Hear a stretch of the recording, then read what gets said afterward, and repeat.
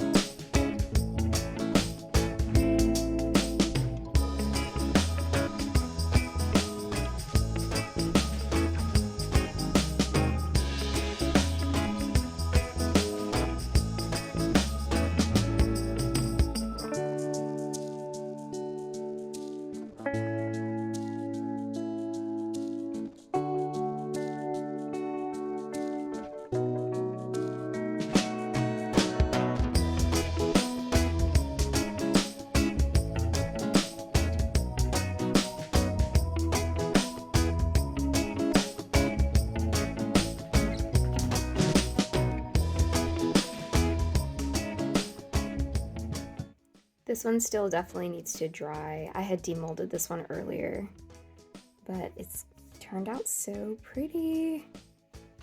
Probably should have added a little more paint as I went along, because this one kind of ended up with no paint in it, except for a weird smiley face, but that's okay.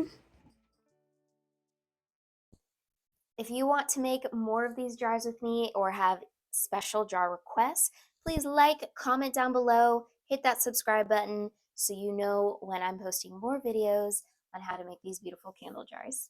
Have a great day, and never forget that you're recklessly loved.